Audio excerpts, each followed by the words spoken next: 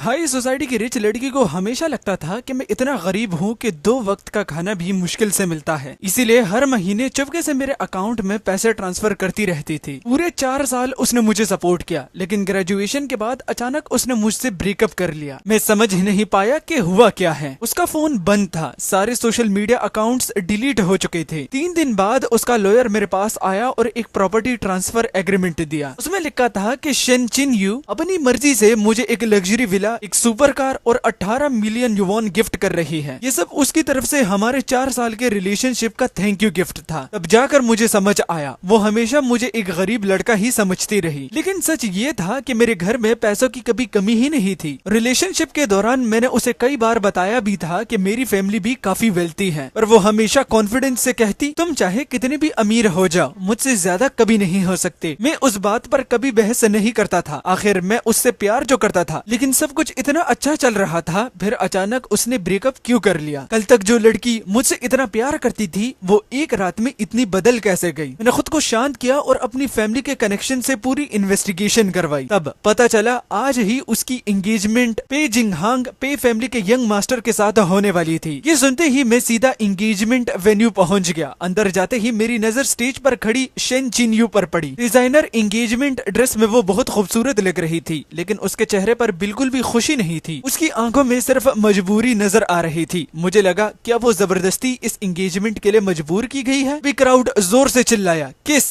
किस। पे जिंगहांग उसे अपनी बाहों में खींचने के लिए आगे बढ़ा, लेकिन शेन चिन यू इंस्टेंटली एकदम पीछे हट गई और उसके छूने से बच गई। पे जिंग का चेहरा तुरंत गुस्से से भर गया। शेन चिन यू इतनी जल्दी अपना वादा भूल गई? उसका चेहरा सफेद पड़ गया। मजबूरी में वो धीरे से उसकी तरफ बढ़ने लगी। मुझे तब यकीन हो गया, ये आदमी उसे किसी बात से धमका रहा है। तभी शेन चिन यू की नजर मुझ पर पड़ी। एक पल के लिए उसकी आंखों में उम्मीद चमकी, लेकिन अगले ही सेकंड वो रोशनी भी गायब हो गई। स्टेज पर खड़ा पे जिंगहांग मुझे घूरते हुए बोला, मेरी होने वाली बीवी को इतनी अपनी समझकर नाम से बुला रहा है? उसकी बात सुनकर मेरा दिल कस के दर्द से भर गया। हॉल में मौजूद हर इंसान मुझे नीचा देख रहा था, जैसे मैं कोई गोल्ड डिगर हूँ, लेकिन सच कुछ और ही था। हमारी मुलाकात कॉलेज के एक क्लब इवेंट में हुई थी। उस दिन मुझे इतनी भूख लगी थी कि मैंने अपने रूममेट के स्नैक्स खा लिए थे। मेरा दोस्त मजाक में बोला, एक बार मुझे डैडी बोल दे। बस लड़कों वाली बकचोदी चल रही थी, लेकिन इत्तेफाक से शेन चिन यू ने वही सीन देख लिया। उसे लगा मुझे बुली किया जा रहा है। वो तुरंत मेरे सपोर्ट में आ गई। किसी का खाना जबरदस्ती मत छीनना। उस दिन से मुझे उससे प्यार हो गया। मैं रोज उसके पीछे घूमता था और कुछ ही वक्त बाद हम रिलेशनशिप में आ गए। पूरे कॉलेज में अफवाह फैल गई कि शेन चिन यू एक गरीब लड़के को पाल रही है। मैं नहीं चाहता था कि लोग उसका मजाक उड़ाए, इसलिए मैंने सच बता दिया कि मेरी फैमिली भी बहुत रिच है, लेकिन उसने इस बात को कभी सीरियसली नहीं लिया। हमने 4 साल साथ गुजारे, ना कोई ड्रामा ना कोई बड़ी प्रॉब्लम, सिर्फ प्यार ही प्यार। इसलिए उसका अचानक ब्रेकअप करना मैं कभी एक्सेप्ट नहीं कर पाया। मैं सिर्फ उससे सच जानना चाहता था।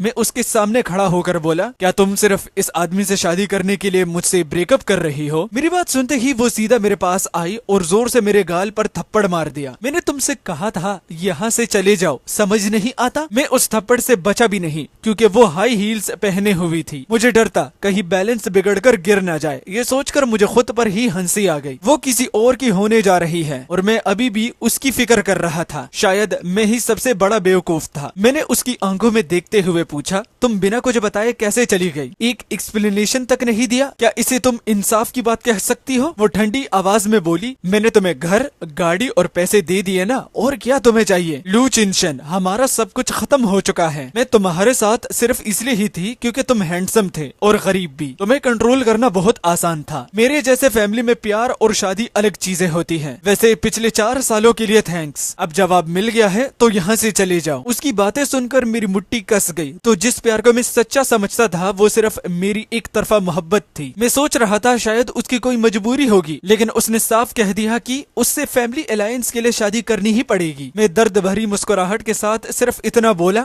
ठीक है, खुश रहना। तभी पे जिंगहांग हंसकर बोला, अब जब आ ही गया है तो एंगेजमेंट देख कर जाना, वरना समझ लेना तूने सिर्फ पे फैमिली की नहीं, पूरे हाई चैंग की बेइज्जती की है। उसकी बात सुनकर मैं बस बस मुस्कुरा दिया। कितना घमंडी आदमी था। ऐसी धमकियां मैं पहले भी बहुत बार सुन चुका था, बस फर्क इतना था जो लोग मुझे धमकाते थे उन्हें बाद में अपनी औकात याद आ जाती थी। लेकिन पे जिंगहांग को मेरी आंखों का मजाक समझ ही नहीं आया। उसने ताली बजाई। तुरंत ब्लैक सूट्स पहने हुए बॉडीगार्ड्स हॉल में आ गए। तू ही लू शिंगचेन है? खुद से जाके बैठ जाएगा या फिर गर्दन पकड़कर कुर्सी पर बैठाना पड़ेगा। तब शेनचिन्यू गुस्से में चिल्लाई, लू शिंगचेन यहाँ से चले जाओ, मैं तुम्हारा चेहरा तक नहीं देखना चाहती। पे जिंगहांग ने उसे बीच में ही रोक दिया। मैंने तुम्हें बोलने की परमिशन दी थी, मुझे बेवकूफ समझती हो क्या? अंधा भी देख सकता है कि तुम अभी भी इस लड़के को बचाने की कोशिश कर रही हो। मैंने चुपचाप शेनचिन्यू की तरफ देखा। वो धीरे से बोली, आज हमारी एंगेजमेंट है, मैं बस नहीं चाहती कि मेरा पास्ट दोबारा मेरी जिंदगी में आए, वरना बात बाहर फैल गई तो तुम्हारी ही बेइज्जती होगी। शेनचिन्यू ने धीरे से कहा, जिनहैंग मैं ये सब सिर्फ तुम्हारे लिए ही कर रही हूँ। उसकी बात खत्म होते ही पे जिंगहांग ने सीधा मेरी तरफ उंगली कर दी। इसे नीचे ले जाओ, बैठकर मेरी एंगेजमेंट देखना। तुरंत 4 ब्लैक सूट वाले बॉडीगार्ड्स मेरे पास आ गए। उन्होंने मुझे घसीट कर हॉल के एक कोने में बिठा दिया। मैं बस चुपचाप बैठा रहा। अगर इन लोगों को खेल खेलना ही था तो फिर एंड तक खेलते हैं। थोड़ी देर बाद कुछ अमीर घर के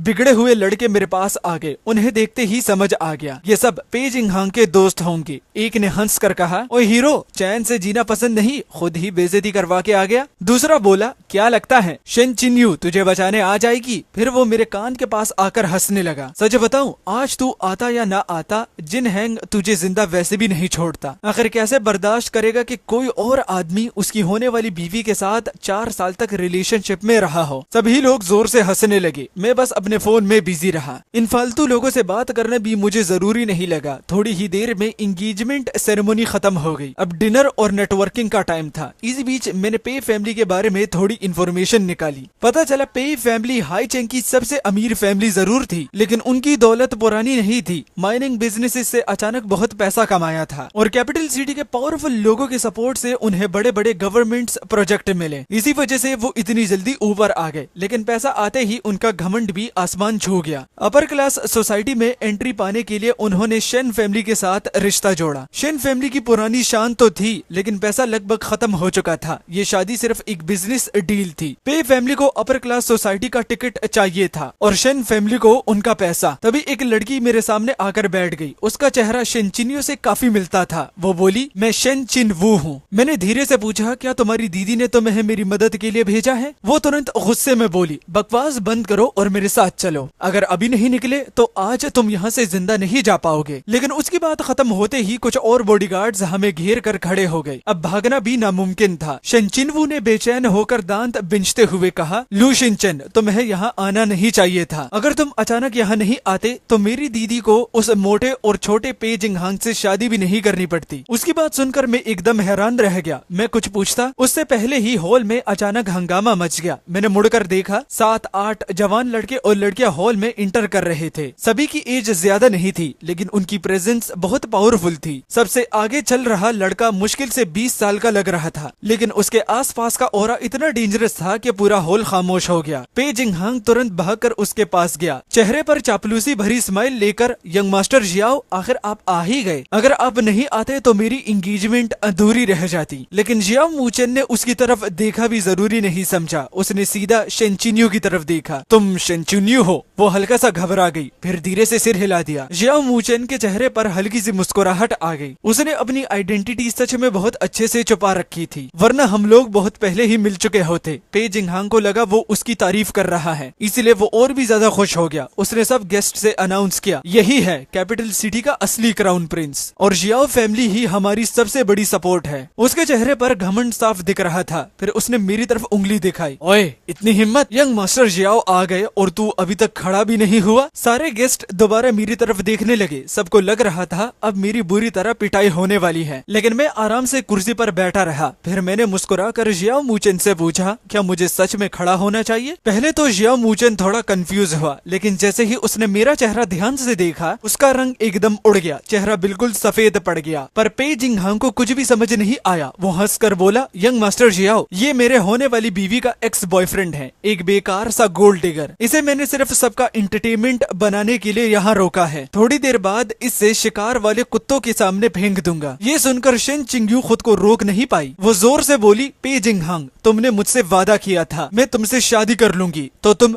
लू शिंगचंग को छोड़ दोगे? पे जिंगहांग हंस पड़ा। तो खुद चलकर मौत के मुंह में आया है, मैं इसे क्यों छोड़ूं? ये कहकर वो जोर से हंसने लगा। शेन चिन्यू उससे और बहस नहीं करना चाहती थी, वो सीधा मेरे पास आ गई। उसने मजबूरी भरी मुस्कुराहट के साथ कहा, लू शिनचेंग, कब तक मुझे तुम्हारी फिक्र करनी पड़ेगी? मैं हंसकर बोला, चिन्यू मेरी चिंता छोड़ो, कब मानोगी कि तुम्हारा आदमी इतना कमजोर नहीं है? ये कहकर मैंने उसे अपनी बाहों में खींच लिया। इस बार उसने मुझे दूर नहीं किया, उसकी आंखों में आंसू आ गए। शिनचेंग, अब शायद मैं तुम्हें बचा नहीं सकती, बस एक ही रास्ता बचा है, मुझे होस्टेज बना लो और यहाँ से भाग जाओ। जो पैसा मैंने तुम्हें दिया है उन्हें लेकर जितना दूर भाग सकते हो भाग जाना, कभी भी वापस मत आना। मुझे सिर्फ इतना चाहिए, तुम जिंदा और सेफ रहो। इतनी सीरियस सिचुएशन में भी उसने अब तक मेरी असली आइडेंटिटी पर यकीन नहीं था। मैं बस मजबूरी में मुस्कुरा दिया। लगता है मैंने अपनी आइडेंटिटी सच में बहुत अच्छे से छुपा रखी थी।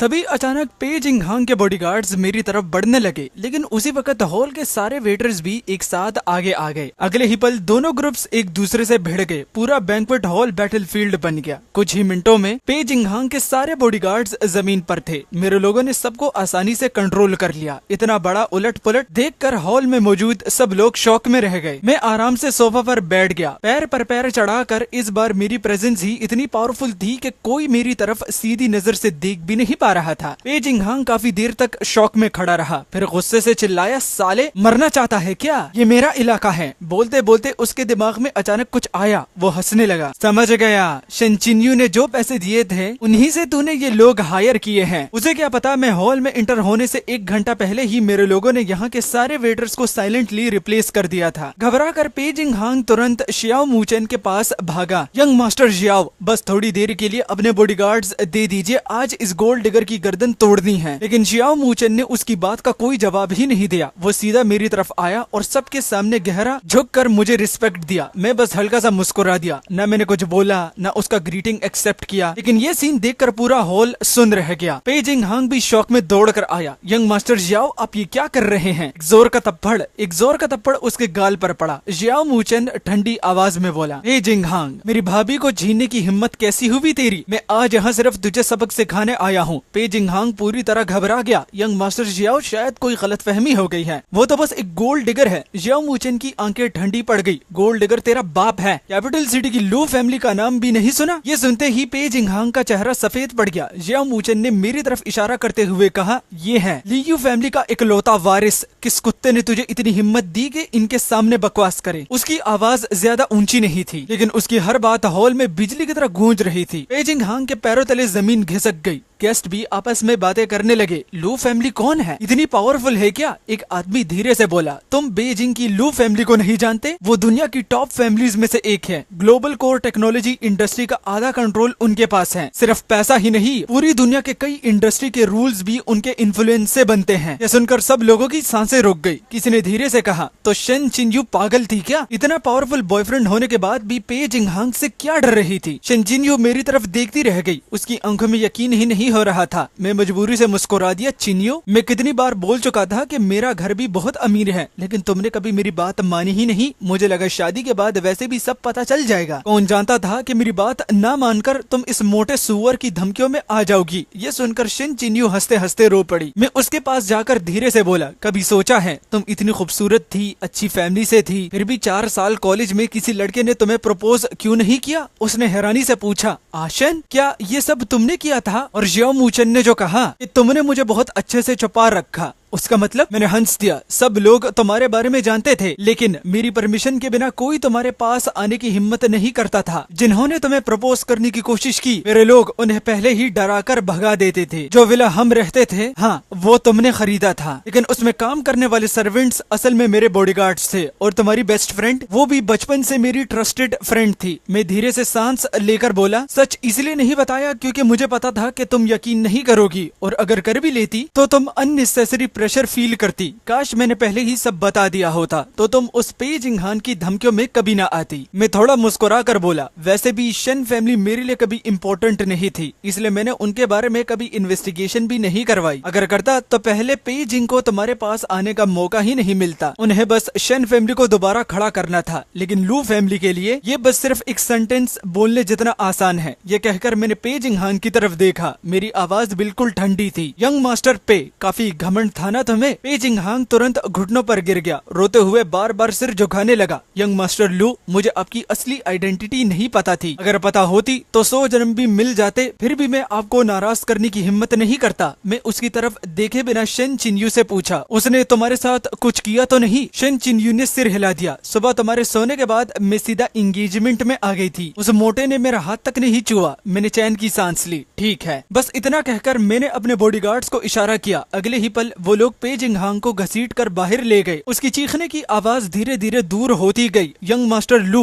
गलती हो गई, प्लीज मुझे माफ कर दीजिए। लेकिन किसी ने उसकी एक ना सुनी। पार्टी खत्म होने के बाद मैं शिन चिन्यू के साथ उसके घर गया। सच कहूँ तो उसके पेरेंट्स से मेरी मुलाकात एंगेजमेंट हॉल में ही हो चुकी थी। उस वक्त उनकी नजरों में सिर्फ नफरत और तुच्छापन था, लेकिन जैसे ही उन्हें मेरी असली पहचान पता चली, उनके चेहरे के रंग ही बदल गए। अंदर से वो पूरी तरह हिल चुके थे, फिर भी बाहर से शांत दिखने की एक्टिंग कर रही थे। मैं उनके दिमाग की बात समझ गया। वो बस इतना चाहते थे कि मैं उन्हें नीचा न समझूं, लेकिन सच ये था मुझे उनकी सोच से कोई फर्क ही नहीं पड़ता था। सच कहूँ, शन फैमिली की हैसियत मेरे लिए इतनी छोटी थी कि मुझे कभी जानने की जरूरत महसूस ही नहीं हुई कि वो लोग क्या प्लानिंग कर रहे हैं। मैं उनके लिविंग रूम के सोफा पर आराम से पैर पर पैर चढ़ाकर बैठ गया। फिर मैंने शांत आवाज में कहा, मुझे पता है शन फैमिली हमेशा से दोबारा ऊपर उठना चाहती है, उसमें कोई प्रॉब्लम नहीं। मुझे सिर्फ आधा महीना दीजिए, मैं लू फैमिली के रिसोर्सेज शन फैमिली की तरफ शिफ्ट करवा दूंगा। इतना काफी होगा कि आप लोग हाई चेंग में मजबूती से खड़े हो जाएं। मेरी बात पूरी भी नहीं हुई थी कि शन चिन्यू के फादर शेनबो युवान बीच में बोल पड़े। एक्चुअली हमारा असली गोल हाई चेंग नहीं, हम सीधा कैपिटल सिटी में अपना बिजनेस एस्टेब्लिश करना चाहते हैं। मैंने हाथ उठाकर उन्हें रोक दिया। अंकल, मैं समझ सकता हूँ कि आप फैमिली का नाम बड़ा करना चाहते हैं, लेकिन एक ही बार में बहुत लंबी छलांग लगाने वाला अक्सर गिर जाता है। हर चीज आराम और स्टेप बाय स्टेप होती है। कैपिटल सिटी का पानी बहुत गहरा है। अभी की स्ट्रेंथ के साथ अगर शन फैमिली वहाँ गई तो लोग आपको निकल जाएंगे। मेरी बात सुनकर शन चिन्यू की माँ लिनफेंग ही नाराज हो गई। वो बोली, अगर चिन्यू की शादी पे जिंगहांग से हो जाती तो जियाओ फैमिली के कनेक्शन से हम सीधा कैपिटल सिटी पहुँच जाते। फिर उन्होंने मुझसे पूछा, तुम्हारी लू फैमिली तो जियाओ फैमिली से भी बड़ी है ना? तो फिर तुम हमें कैपिटल सिटी क्यों नहीं ले जा सकते? एटमॉस्फेयर टेंस होते देख शन चिन्यू बीच में बोली, मॉम, डैड, प्लीज प्लीज जी चेन की बात मान लीजिए और इस बात को यहीं खत्म कीजिए। उसके फादर तुरंत गुस्से में आ गए। शादी भी नहीं हुई और तू अभी से उसका साइड ले रही है? फिर उन्होंने मेरी तरफ देखकर कहा, यंग मास्टर लू,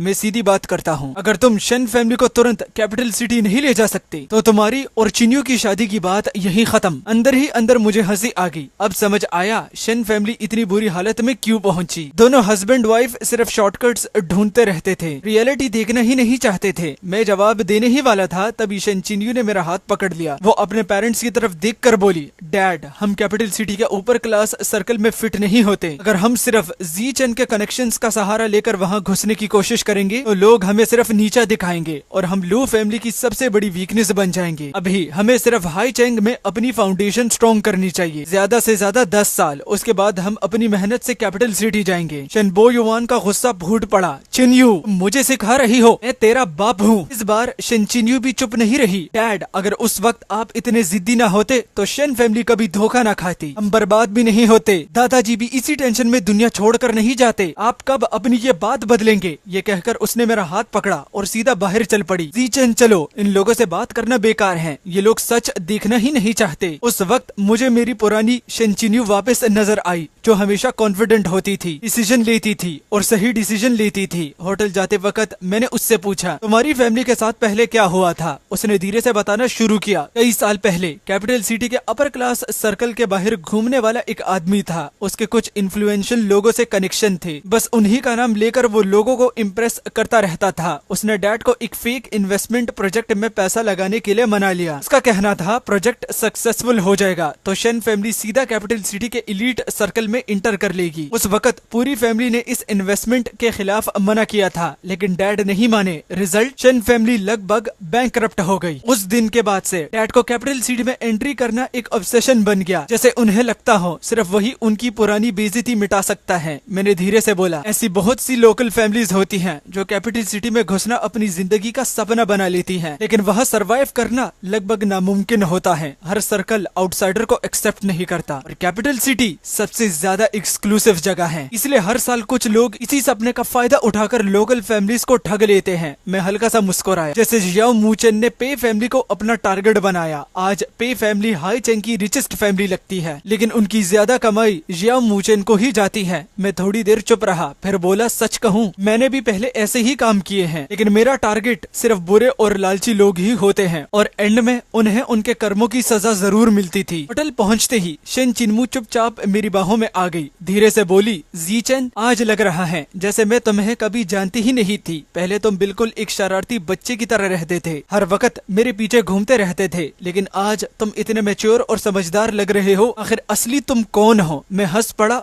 दोनों ही मैं हूँ। बस तुम्हारे सामने मैं सिर्फ तुम्हारा जीचेन बन जाता हूँ और जो मेच्योरिटी तुम देख रही हो वो बचपन से देखते और सीखते हुए आई है। शादी के बाद जब तुम मेरे एंसेस्ट्रल होम में रहोगी तब तुम खुद सब समझ जाओगी। वो तुरंत मुस्कुरा कर बोली, मुझे कोई इंटरेस्ट नहीं। मैं पहले सिर्फ इसलिए इतनी मेहनत करती थी क्योंकि शेन फैमिली का बोझ उठाने वाला कोई नहीं था। अब मेरे पास तुम हो, मुझे इतनी मेहनत करने की जरूरत क्या? उसकी बात बिल्कुल सही थी। जब मैं उसके साथ हूँ तो उसे दोबारा कभी अकेला लड़ने की जरूरत नहीं थी। रात होते ही हम दोनों शहर के बाहर एक डॉग फाइटिंग एरिना पहुँच गए। ये जगह पे जिंगहान की थी। उसका फेवरेट शौक था कुत्तों को एक दूसरे से लड़ते देखना, और आज हम यहाँ एक खास वजह से आए थे क्योंकि यहाँ सिर्फ पे जिंगहान ही नहीं, चेन बो युआन और लिन फेंगजी भी मौजूद थे।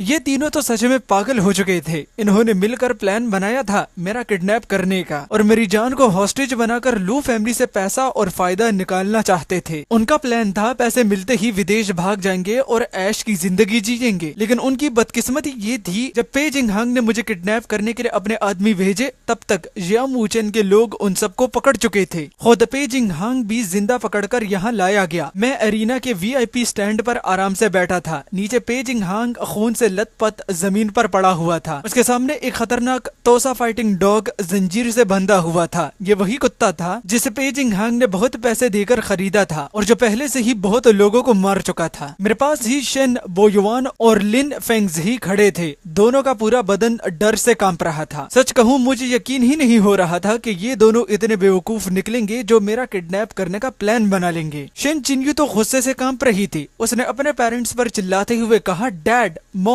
आप लोग सोच भी क्या रहे थे? मान लो आप जीचेन को किडनैप करके कैपिटल सिटी पहुंच भी जाते, क्या आप लोगों को लगता कि लू फैमिली आपको छोड़ देती? लेकिन शेन बोयुआन बिल्कुल नहीं डरा। वो बोला, डरने की क्या बात है, तब तक सब कुछ हो चुका होगा। शेन फैमिली कैपिटल सिटी में इस्टेब्लिश हो जाएगी और तुम लू फैमिली की बहू भी बन जाओगी। उसके बाद लू फैमिली हमारा क्या बिगाड़ देगी? मैं ठंडी नजर से उसकी तरफ देख कर बोला, लगता है तुम अपर क्लास फैमिलीज के रूल्स जानते ही नहीं। अगर किसी ने मेरी जान को सच में खतरा पहुंचाया तो मेरे पेरेंट्स मेरी पर्सनल फीलिंग्स नहीं देखेंगे। वो सीधा शेन फैमिली को इस दुनिया से मिटा देंगे और उसमें चिन्यू भी शामिल होगी। हॉल में एकदम सन्नाटा छा गया। मैं धीरे से बोला, सुनकर बहुत क्रूर लगता है ना? लेकिन यही रियलिटी है। लू फैमिली कभी अपने लिए फ्यूचर डेंजर जिंदा नहीं छोड़ती। शेन बोयुआन का चेहरा सफेद पड़ गया। तभी पे जिंगहांग घुटनों पर गिरकर चिल्लाने लगा, यंग मास्टर लू, मुझसे गलती हो गई, प्लीज जस्ट एक लास्ट चांस दे दीजिए। लेकिन उसकी बात पूरी होने से पहले ही तोसा डॉग उसकी तरफ झपटा। अगले ही सेकंड उसकी चीखें अचानक बंद हो गई। मैंने तुरंत शेन चिन्यू का हाथ पकड़ा। मैं नहीं चाहता था वो ये सब देखे। हम बाहर चल दिए। शेन बोयुआन और लिंग फेंगजी भी पीछे आने लगे। मैंने उन्हें रोक दिया। ठंडी आवाज में बोला, यही रुकिए और ध्यान से सब देखिए। उसके बाद इस पर 10,000 शब्दों का रिफ्लेक्शन लिखकर मुझे दे दीजिए। अगर मुझे लगा कि आपको सबक नहीं मिला तो दोबारा यही बैठकर देखना पड़ेगा। वैसे भी पे फैमिली के और लोग लाइन में खड़े हैं। मैं चाहता हूँ कि आप अच्छी तरह समझ जाएं मेरे ससुर सास कैसे होने चाहिए। मुझे लगा था इस इंसिडेंट के बाद शेन बोयुआन और लिन फेंगजी सुधर जाएंगे और पे फैमिली के बचे कुछ लोग भी चुप हो जाएंगे, लेकिन मैं उनकी लालच और पागलपन को कम समझ बैठा था। 3 दिन बाद जियाओ मूचेन मेरे पास एक इन्वेस्टिगेशन रिपोर्ट लेकर आया। उस रिपोर्ट ने मुझे भी थोड़ा सरप्राइज कर दिया। पता चला पे जिंगहांग का दूर का मामा साउथ में अंडरवर्ल्ड बिजनेस करता था। उसके पास अपनी गैंग थी और लोकल माफिया में उसका काफी नाम था। मरने से पहले पे जिंगहांग ने उसे हेल्प का मैसेज भेज दिया था और अपनी पूरी कहानी सुना दी थी। अब वो आदमी अपने गुंडों के साथ हाईचेंग आ रहा है। खुले आम बोल रहा था कि वो पे जिंगहांग का बदला लेगा। लेकिन रिपोर्ट का सबसे शॉकिंग हिस्सा कुछ और था। शेन बोयुआन चुपके से उस अंडरवर्ल्ड डॉन के कांटेक्ट में था। उसने मेरा डेली स्केड्यूल तक उसे भेज दिया था। सिर्फ इतना ही नहीं, उसने प्रॉमिस भी किया था अगर लू जिंगचेन पकड़ा गया तो शेन फैमिली अपनी आधी प्रॉपर्टी रिवॉर्ड में दे देगी और वो खुद भी अंदर से उनकी मदद करेगा। रिपोर्ट पकड़कर मैं बस हल्का सा मुस्कुरा दिया। लगता है पिछला सबक काफी नहीं था, अब इन्हें असली लेसन देना पड़ेगा। शन चिन्यू को जब ये सब पता चला उसकी आंखें लाल हो गई। वो रोते हुए बोली, ज़ीचेन, मेरे पेरेंट्स ने तुम्हारे साथ बहुत गलत किया। मैंने उसका हाथ पकड़ा, ये तुम्हारी गलती नहीं है, अपनी बेवकूफी की सजा वो खुद भुगतेंगे और अगर उन्हें गेम खेलना पसंद है तो मैं भी एंड तक खेलूंगा। मैंने जियाओ मूचन को ऑर्डर दिया, किसी पर हाथ मत उठाना, बस लोकल अथॉरिटीज को इन्फॉर्मेशन दे दो और पे फैमिली और उस अंडरवर्ल्ड डॉन के सारे क्राइम्स के एविडेंस भेज दो। उस आदमी ने सालों से इतने क्राइम्स किए थे, ये सिर्फ एक केस ही उसकी जिंदगी जेल में गुजरने के लिए काफी था। ऐसे लोगों से निपटने के लिए मुझे खुद हाथ गंदे करने की जरूरत ही नहीं थी। जैसे ही वो हाई चेंग की बाउंड्रीज में घुसा, पुलिस पहले से तैयार बैठी थी। पूरी गैंग तो वही पकड़ी गई, किसी को वेपन निकालने का मौका तक नहीं मिला। सबको जमीन पर गिराकर हथकड़ी लगा दी गई। उनके सारे इलीगल बिजनेसेस भी रेड कर दिए गए और उनकी पूरी प्रॉपर्टीज सीज कर ली गई। जब शन बोयान को ये खबर मिली, वो बोर्ड मीटिंग में बैठा हुआ था। डर के मारे उसके पैर ही जवाब दे गए। वो सीधा कॉन्फ्रेंस रूम में फिर गिर पड़ा। मीटिंग वही कैंसिल करनी पड़ी। लिन फेंगजी तो शौक में बेहोश हो गई। होश आते ही सीधा मेरे होटल पहुंच गई। होटल के बाहर घुटनों के बल बैठकर रोते हुए मेरा नाम पुकारने लगी। बार बार माफी मांगती रही और एक और चांस मांगती रही।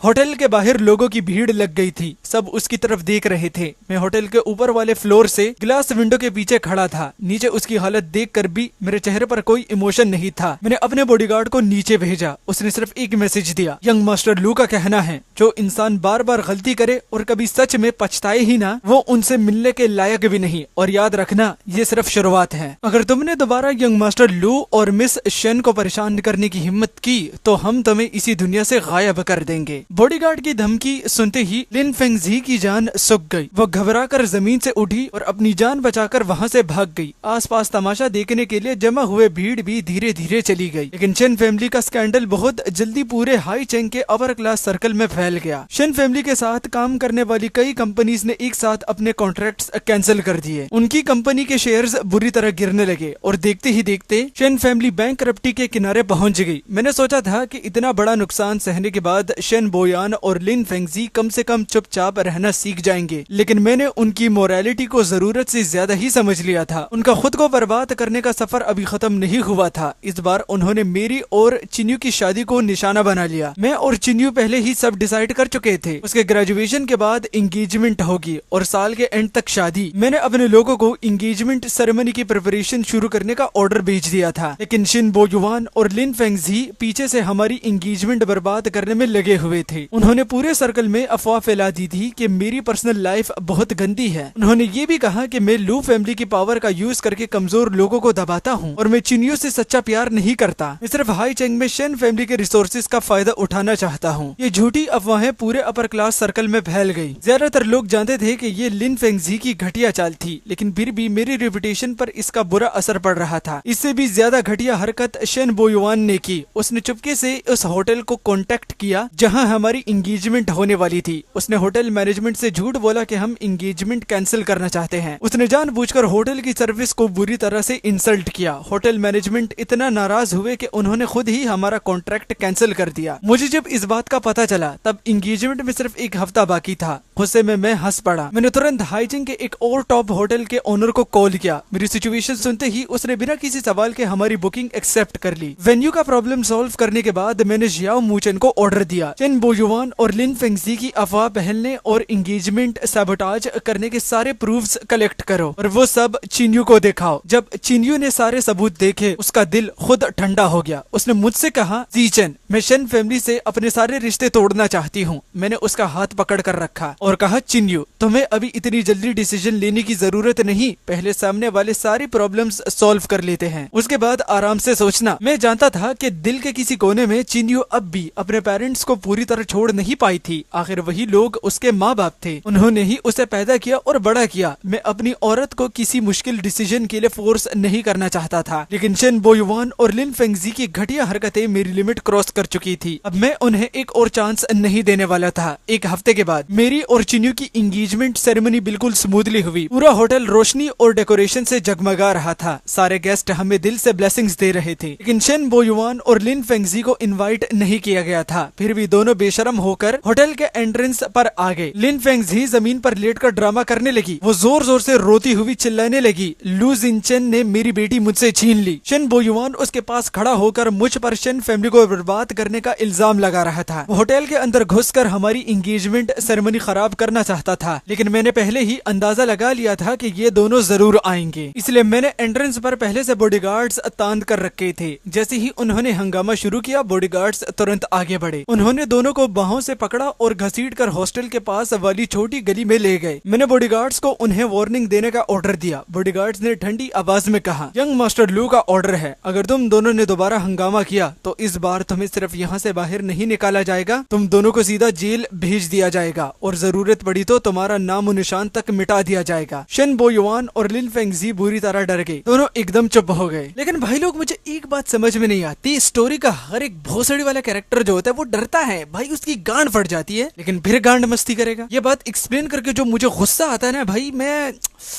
क्या बोले यार। और एक तो मेन प्रोटैगनिस्ट भी हिजड़े की तरह एक्ट करता है भाई, गांड मार दे उसकी यार। बोलते चांस नहीं दूंगा, चांस दे देता है। पता नहीं ऑथर्स बावले हो गए हैं, लेकिन चलो व्यूज मिल रहे हैं। एक शब्द बोलने की हिम्मत नहीं हुई, फिर दोनों दुम दबाकर वहां से चले गए। हमारी एंगेजमेंट सेरेमनी शांति से खत्म हुई। मैंने चिन्यू की तरफ देखकर कहा, ग्रेजुएशन के बाद मैं तुम्हें पूरी दुनिया घुमाने ले जाऊंगा। चिन्यू के चेहरे पर खुशी से भरी खूबसूरत सी स्माइल आ गई। उसने खुशी खुशी सिर हिला दिया। ठीक है। मैं और चिन्यू एक्साइटमेंट के साथ अपने ग्रेजुएशन वर्ल्ड टूर के बारे में बात करने लगे। मैं सच में ग्रेजुएशन के तुरंत बाद उसे पूरी दुनिया घुमाना चाहता था, लेकिन हमने अभी अपना डिटेल प्लान बनाया भी नहीं था कि जियांग वूचेन एक बुरी खबर लेकर आ गया। पता चला कि लिन फेंगजी ने पता नहीं कौन सी घटिया चाल चलकर कैपिटल सिटी की हाउ फैमिली से कांटेक्ट बना लिया था। हाउ फैमिली भी कैपिटल सिटी की सबसे पावरफुल और इन्फ्लुएंशियल फैमिलीज में से एक थी। उनका कंट्रोल कई अलग अलग इंडस्ट्री पर था। उनकी पावर को बिल्कुल इग्नोर नहीं किया जा सकता था, लेकिन लू फैमिली के कंपैरिजन में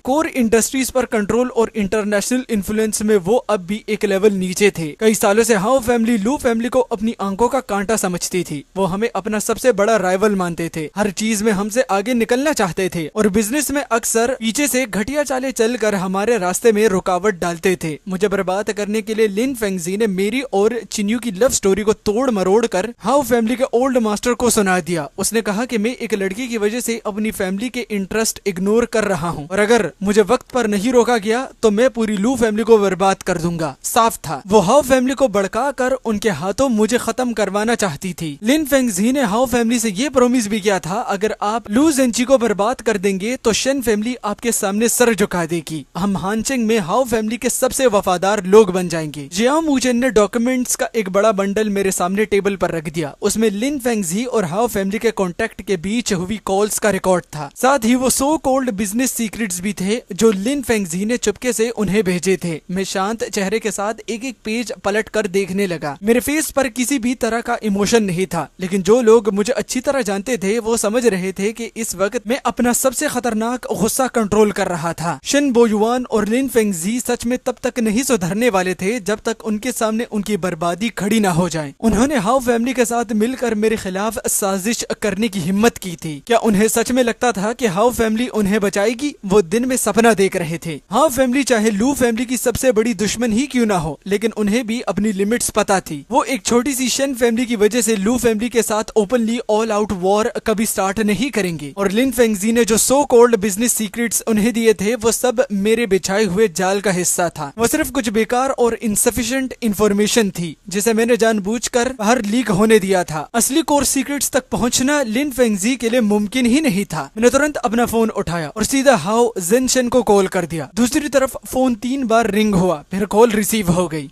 फोन उठाते ही दूसरी तरफ से एक बुजुर्ग आवाज सुनाई दी, यंग मास्टर लू, आज कौन सी हवा चल रही है जो आपने इस बुड्ढे को फोन किया? मैंने शांत आवाज में कहा, ग्रैंडपा हाउ, मुझे लगता है लिन फेंगजी के आपके पास पहुंचने वाली बात आपको ऑलरेडी पता चल चुकी होगी। दूसरी तरफ हाउ जेनशन कुछ पल के लिए चुप रहा, फिर उसने गहरी सांस लेकर कहा, यंग मास्टर लू, मुझे सब पता चल चुका है। वो औरत सच में कुएं का एक मेंढक है। उसे अपनी हैसियत और दुनिया की गहराई का बिल्कुल अंदाजा नहीं। तुम बेफिक्र रहो। रहो। हाउ फैमिली इतनी घटिया नहीं है कि ऐसे मौके का फायदा उठाकर तुम पर वार करे, और मैं इतना बेवकूफ भी नहीं हूँ कि किसी अनजान आउटसाइडर को मुझे अपनी बंदूक की तरह यूज करने दूं। यही वो जवाब था जिसका मैं इंतजार कर रहा था। मैंने कहा, फिर मैं आपका शुक्रिया अदा करता हूँ ग्रैंडपा हाउ। लेकिन लिन फेंगजी ने लू फैमिली की इंफॉर्मेशन बाहर लीक करने की कोशिश की, साथ ही उसने हमारी दोनों फैमिलीज के बीच दुश्मनी बढ़ाने की भी कोशिश की। इसका हिसाब मैं जरूर लूंगा। हाउ जेंगशेंग ने बिना हिचकिचाहट के जवाब दिया, ये बिल्कुल ठीक है। गलती तो शेन फैमिली के लोगों की है। तुम उनके साथ जो करना चाहो कर सकते हो। हाउ फैमिली बिल्कुल इंटरफियर नहीं करेगी। अच्छा, मैंने कॉल खत्म की और अपना माथा हल्का सा मसाज किया। फिर जियाओ मूचेन की तरफ देखकर ऑर्डर दिया, मेरा ऑर्डर सब तक पहुंचा दो। शेन फैमिली की हर प्रॉपर्टी एक्वायर कर लो, चाहे शेयर्स हो